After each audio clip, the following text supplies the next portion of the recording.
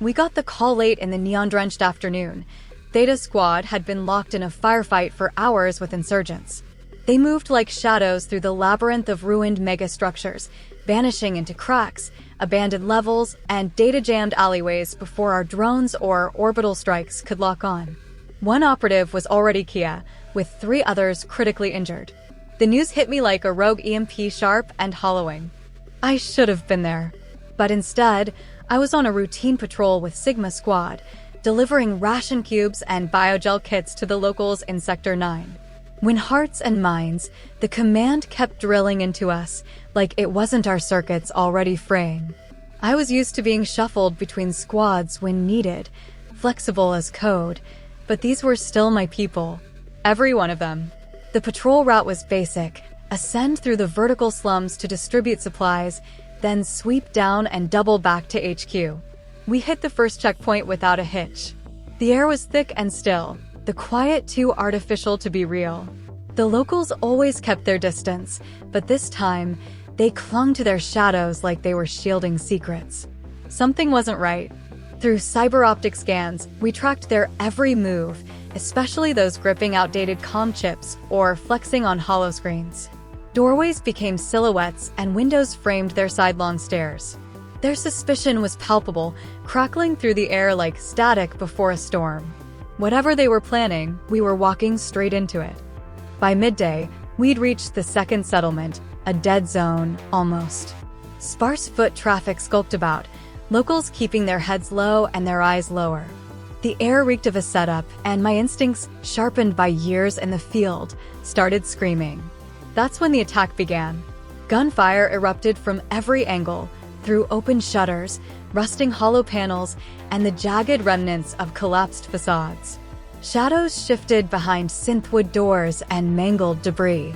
My squad scattered for cover, the world exploding in microbursts of glass and rock shards.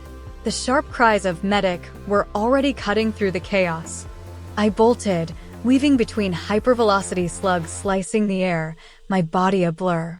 My cyberlens tracked vitals through walls, flashing red over the first soldier I reached.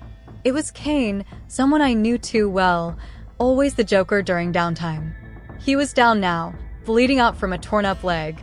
His partner had tried to patch him, but the blood loss screamed arterial.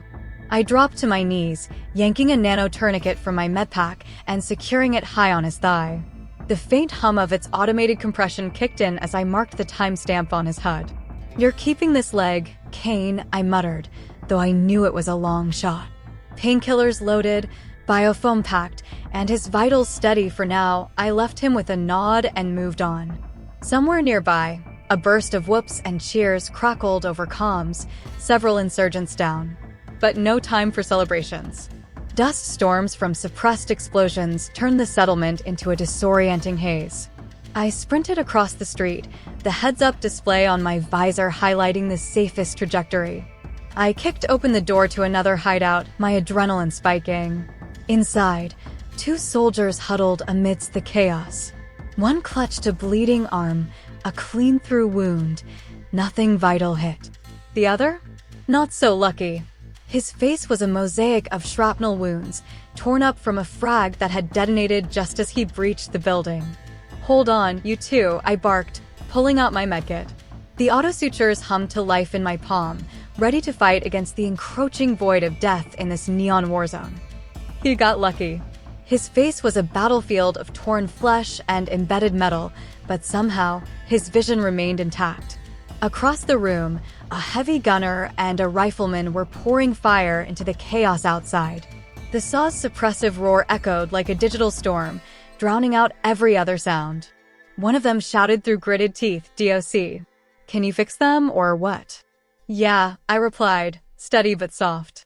Then back to the fight. Not that anyone could hear me over the symphony of destruction. Another shout, "Medic," pierced the haze, dragging me back into the fray. I left the wounded pair with a pat on the shoulder and slipped out through the rear exit. That's when I spotted them, 2 insurgents weaving through the rubble, thinking they were invisible. My cyber-enhanced optics picked them out instantly, their movements tagged with pulsing red outlines. They noticed me a second too late. AKs swung toward me, barrels sparking, but I was faster. My smart pistol hummed in my grip, tracking trajectories before my finger even twitched. One of them crumpled as my shots found their mark. The other dived into a ditch, scrambling like a desperate animal. I didn't pause. I didn't think. I didn't regret. In this world, it's them or me. That's the mantra I've had etched into my mind. With adrenaline coursing through my veins like liquid fire, I bolted, the neon-drenched battlefield a blur around me. The dust storm thickened behind me, swallowing the bodies and the echoes of gunfire. I kept running. I reached the house, or what was left of it. The front was riddled with scorched holes, its facade torn apart by pulse fire. Inside, 2 squads were holed up, pinned like rats in a maze. No wonder the enemy had zeroed in. This was the beating heart of the resistance here. I slipped through a shattered window in the back, landing in what had been a living room. The place was chaos. Furniture reduced to splinters, flipped for makeshift cover, or braced against the main door. Voices ricocheted off the walls, orders barked, enemies called out, and scattered cheers when one of ours landed a shot. In the middle of it all, a soldier clutched his mangled hand, trying not to scream. His makeshift bandage wasn't half bad, but I tightened it up with a medgel sealant from my kit. "You're good," I told him, clapping his shoulder. "Back to it." He nodded, jaw clenched, and grabbed his rifle with his good hand. I scanned the room, catching sight of the platoon commander's location through a gap in the barricade. He was across the street, pinned down under suppressive fire from an enemy machine gun nest perched in a gutted high-rise. "What's the play?" I asked, voice steady despite the chaos. "We're getting to the goddamn LT, that's what," the squad leader snarled. "I'm going with you," I said. "No," came the sharp reply. "You stay here. We'll need you alive to patch us up." Time had lost meaning by then. An hour, maybe 2, stretched into an eternity. The airwaves crackled with constant updates from our drones and battalion command. Every new piece of intel painted a grimmer picture. A platoon-sized force was closing in fast, and their tech wasn't subtle. Drones confirmed an armored technical rolling in, its turret-mounted plasma cannon gleaming ominously in the fading light. Rockets screamed overhead, punching craters into the ground like angry gods. Then the mortars hit. The first explosion shook the ground beneath us, and the second turned the air into a choking haze of dust and debris.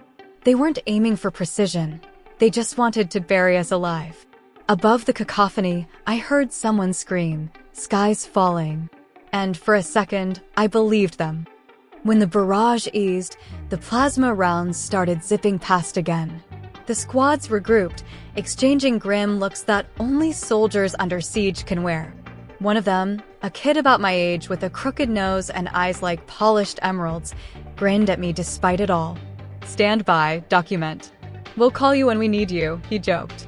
I smirked back, trying to match his bravery. "I'll be ready for you." That was the last thing I ever said to him. He wouldn't make it out of this nightmare. The first and only fatality from this platoon that day, and it still wasn't enough for me. His memory shadows me, a ghost I can't shake. When the nights are quiet and my mind is loud, I whisper apologies to him, to all of them. "I'm sorry I couldn't save you." It's a mantra now, woven into the fabric of my failure. Through a shattered window, I watched the squad split up, moving like ghosts toward the machine gun nest in the battered high-rise. Smoke canisters popped one after another, painting a thick curtain of white haze. The plan was risky, but it was all we had. The building erupted as grenades tore through its insides, cutting off the enemy fire mid-burst. The gunfight ended before it truly began, a surgical strike with brutal efficiency. I ducked as another explosion rocked the ground nearby, debris peppering the walls like angry hail. When I glanced back up, the squad leader from earlier was waving frantically at me, his silhouette barely visible through the chaos. "Get the hell over here," he bellowed, his voice just audible over the relentless symphony of war. I turned to the injured soldier next to me, double-checking his condition. He'd hold for now. I handed him a spare mag from my belt, a silent assurance before throwing open the door. The instant it moved, a volley of bullets tore through it, splinters flying like deadly shrapnel. I cursed under my breath. No time to hesitate. Here goes nothing, I muttered and dove into the fray. I'd never run so fast in my life. My legs burned, every step a blur of adrenaline as I closed in on the machine gun nest. Fix him up, Doc, someone yelled. I looked. It was him again, the kid with the crooked nose, his face mangled beyond recognition, soaked in blood. I can't, he's gone, I shouted back, trying to keep my voice steady.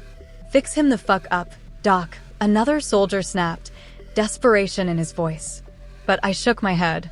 The reality of it hadn't hit yet, wouldn't for a while. But I knew the truth. Go.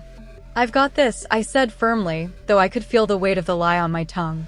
The squad split, running toward the platoon commander's position, hoping to fortify what they could. But the truck that came barreling through the village was something none of us had planned for.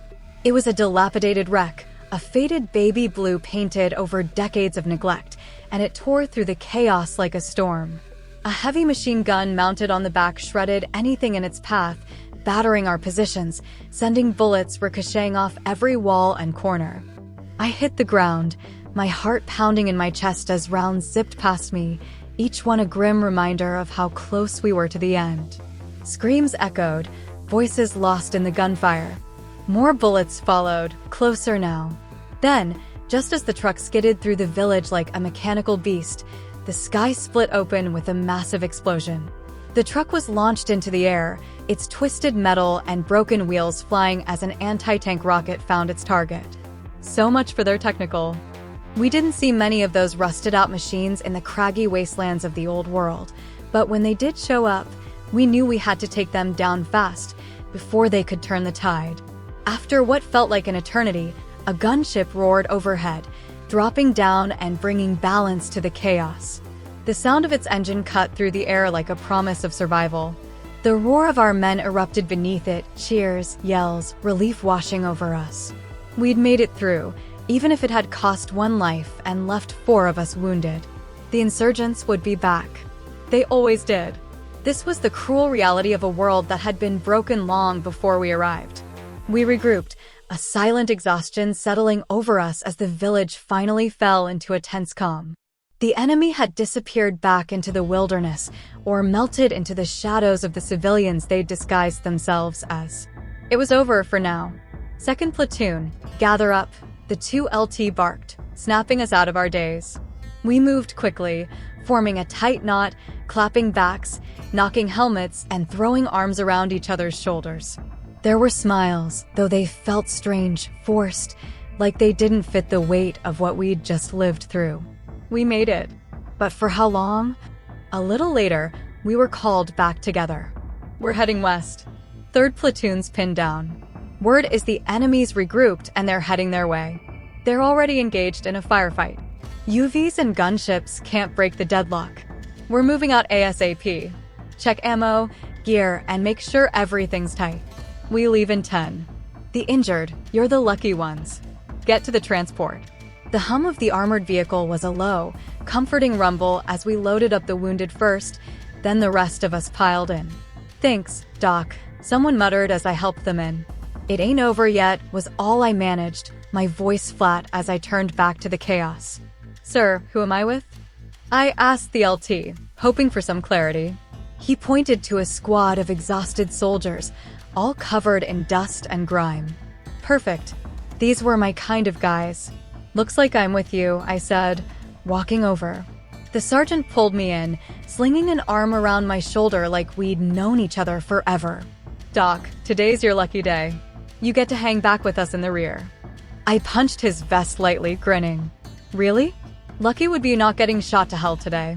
He laughed, a real sound that cut through the tension, as we gathered by the Humvees that had just rolled in. The desert march would have taken us hours on foot, but the Humvees slashed that time in half. We mounted up for what promised to be a long, brutal night. In less than 30 minutes, we'd be back in the thick of it, a rescue mission waiting for us. We were the closest, but others would be on their way soon enough. It was just a matter of who could survive long enough to make a difference. We had no clue what waited out there in the dark. How many? I yelled over the hum of the engine, the air crackling with tension. 1 Kia, 3 injured, came the shout from the platoon commander. Damn, I muttered under my breath. They were in trouble, bad. I squeezed my eyes shut for a second, trying to steady my breath. Just another day, I reminded myself. I couldn't shake the worry, though. Something didn't feel right. Maybe their medic was down, or worse, trapped somewhere. If he couldn't get to them, that was bad news. As a medic myself, my mind was already spiraling into 100 different worst-case scenarios. We heard it before we saw it, tracer rounds cutting through the air, the frantic shouts, the deafening explosions. It felt like one of those military hollow films until a bullet zinged past me and reality hit hard. We scrambled for cover, ducking behind a shattered wall, setting up positions as the squad spread out. Orders came fast. I stayed with my team, hunkered low behind a tall stone structure as the others moved into their spots. Our job was simple: hold until reinforcements arrived. No other option. We got the green light. Time to move. The second we stepped out of cover, the dying light of the Afghan sun casting long shadows, the bullets were already flying. We couldn't pinpoint where the enemy was, just that they were everywhere. The sergeant in front of me went down in a heap, blood pooling around him. A sniper, we both knew it. We dived behind a wall, but the sergeant was exposed, writhing in agony. "Doc, don't do it," someone shouted at me. But there was no time for hesitation. Instinct took over. I sprinted out from behind cover, grabbing the sergeant and pulling him back, the bullets slicing the air around me like a swarm of angry bees. My hands were steady as I assessed him in an instant. A neck wound, but the artery was intact, barely. Bad, but not a death sentence if I could act fast enough. "He's out," I yelled, voice steady even as panic surged around me. He wouldn't be fighting anymore. "Where's the fucking command post?" I barked, adrenaline pumping. "Big building in the middle," came the shout, barely audible over the firefight. Shit. This was going to be hell. With every ounce of strength I could summon, I hoisted the sergeant onto my back, struggling to keep my balance under his heavy gear. My knees nearly buckled under the weight, but I held it together. "Let's go," I yelled, gritting my teeth. "Covering," came the response as the squad laid down fire to cover my retreat. We ducked behind a building, waiting for the squad to rally over and over. The bullets whipped around us like a swarm of angry hornets, each shot a reminder that we'd stepped into the wrong place at the wrong time. It was chaos, pure and simple. The air was thick with violence, every corner drenched in the sound of gunfire and destruction. My mind was a whirlpool, spinning, processing, reacting. Adrenaline had its grip on me, as it always did in moments like this. It sharpens you, but it also blinds you. Yet, in this storm of chaos, there was clarity. I knew exactly where I was going. I knew the man slung over my shoulders had to make it there with me. I wouldn't let him fall. Finally, we made it to the command post, just in time to hear the sharp cracks of gunfire hitting the walls. We entered, announced ourselves, and quickly settled in. The LT was already briefing us, his voice tinged with frustration. "We've been stuck here all damn day. Can't get a beat on these assholes. Glad you showed when you did. Word's a large enemy element is closing in on us." I didn't have time for pleasantries. I turned to help the other medic with the injured. We moved fast, assessing each soldier with practiced precision. "Where's the Kia?" I asked, the question blunt, no time for anything else. He gestured toward a bedroom. A private first class, a kid, gone with a shot to the head. No one could have saved him. I knelt beside his body, closed my eyes for a second, and whispered a quiet prayer, something I rarely did. But in moments like these, I didn't know what else to offer. I made my way back to the other medic, who was tending to his arm. "You good, man?" I asked, eyeing the bandage wrapped around his arm. "Stray bullet, just a graze." "I'm good, brother," he replied, flashing me a grin. We fist bumped. "Need anything from my kit?" I asked, glancing at his supplies. He shook his head. "Nah, I think I'm good, thanks." I nodded, feeling the brief comfort of normalcy, just two people, sharing a moment amid the madness. Then, a shout came from above. "DOC, get up here." I climbed up the rickety wooden ladder to the roof, where the boys had set up a sniper nest. "Doc, you see that building? Brown roof, white door," the sniper called out. I nodded. "We've got injured in there, but the Hajis keep pushing. We've been holding them off as best we can." My gut twisted. "Fuck," I muttered under my breath. "Any other intel?" I asked. "Nothing." I slapped his back. "You guys good?" I asked. One of them showed me his vest, torn but intact. Took one to the plate. "Ricochet. Didn't pierce," he said, the grin on his face telling me everything I needed to know. I exhaled. Hardcore, every single one of them. We said our goodbyes, and I descended the ladder. Back down on the ground, I walked up to the LT. "I need to get across the street," I said, voice steady. He stared at me like I'd lost my mind. "Nobody's crossing that street. Document." "Not if you plan on keeping your legs attached," he snapped. I shook my head. "They're injured over there." "I'm going. Your medic stays here. We're here to help them. They won't last much longer without me." The LT shot me a glare, then turned to his squad. "If Doc dies, you die. Protect him at all fucking costs," he ordered. The guys nodded, turning their focus to me. One of them clapped me on the shoulder. "As much as I like you, Doc, you're a goddamn pain in the ass." We both chuckled, but the laughter was cut short as another rocket exploded nearby. The surrealness of it all hit me again. "All right, on three?" We moved out the back. Covering each other, we bounded from building to building, wall to wall, tree to tree.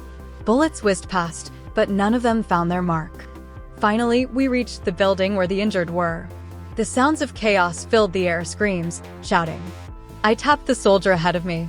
"Let's go." We made our way inside. The door flew open, and we rushed in.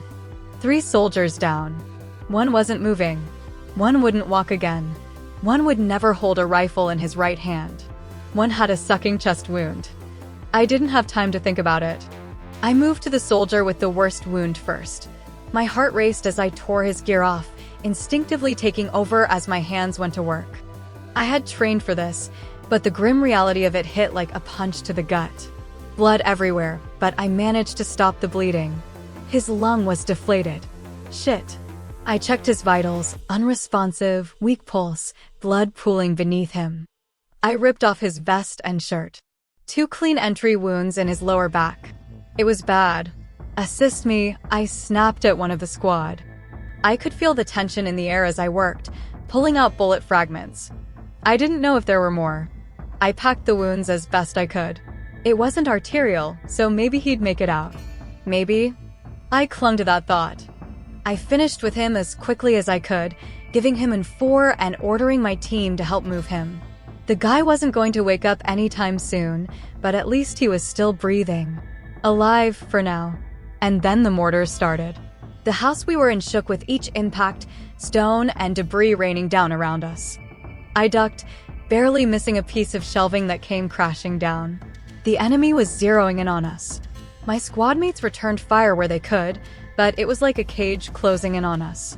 We were pinned, and the battlefield was swallowed by the dark of evening. "Doc, I'm scared. So scared," one of the injured muttered, his eyes wide with fear. I didn't hesitate. I looked him straight in the eyes and smirked.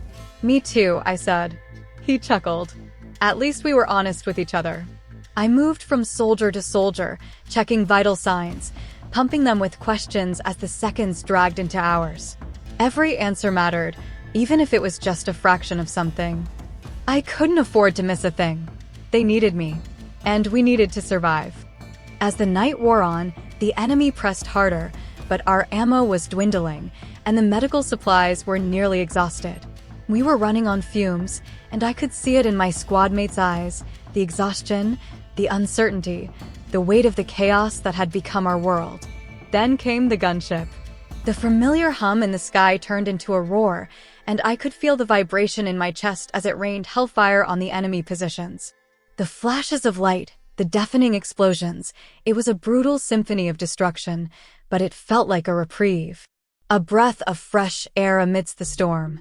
We cheered, some of us laughing in disbelief, as if this tiny moment of triumph could somehow undo the horrors of the day. Fuck those guys, we thought. Fuck them for making us fight like this. It didn't last long. Nothing ever does in this place. The sounds of the gunship faded into silence, and the chaos that had consumed us began to quiet. The fighting slowed, the enemy regrouping or retreating for the time being. I could feel the tension leave our bodies, but it was replaced by something else. Exhaustion, fear, and a strange sense of relief. The human need for respite is powerful, even if it's only for a brief moment. People around me began to relax, shaking, yawning, and even crying as their minds recalibrated from pure survival to something else, a strange peace in the aftermath. I moved my squad back to the command post, our way lit by the fading fire from the gunship's bombardment. We took a few potshots on the way back, but with the darkness in our favor, it was mostly a matter of the enemy firing blindly. When I entered the command post, I reported for injured. The LT exploded into a torrent of curses, words I didn't even know existed, but he hugged me, his face lined with relief and gratitude. Thanks, document goddamn. I'm glad you're here. I didn't return the hug. I didn't know how. My body was shaking, adrenaline finally crashing, leaving me feeling empty and spent. I stood there, just barely holding it together, unsure of what to say. When are we getting out? I asked. Evac's on the way. Gunships pushed the enemy back. They didn't try to hide this time. Probably thought they had us.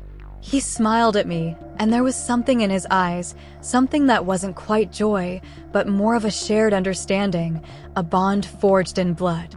They did, I replied. Yeah, but they didn't know that, he said. I didn't know how to process the day. Hell, I wasn't sure how to process my whole time here. It was one long blur, the line between life and death thin enough to walk along. But for now, we had made it. For now, I could breathe. That day, I woke up and went on patrol through a couple of rundown villages. I came back covered in someone else's blood, sticky with gore, low on supplies, and exhausted beyond belief. I found a wall to hunker behind, keeping my injured soldier company. He was from Tennessee.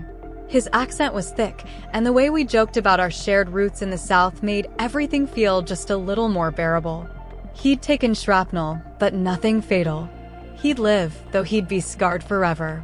We became friends after that, as much as two soldiers could be after living through the kind of nightmare we had. His name escapes me now, but I think of him often. I hope he's doing okay wherever he is. I miss that guy. The ride back was, for the most part, a blur. A few shots here and there, the occasional rattle of gunfire, but nothing that kept us from pushing forward. We passed through the wire just before the sun began to rise, its light spilling over the jagged horizon as we rolled into what passed for safety. The mission was over. At least for now. Rest up, document. You did fucking good today. I heard the 2LT's voice behind me.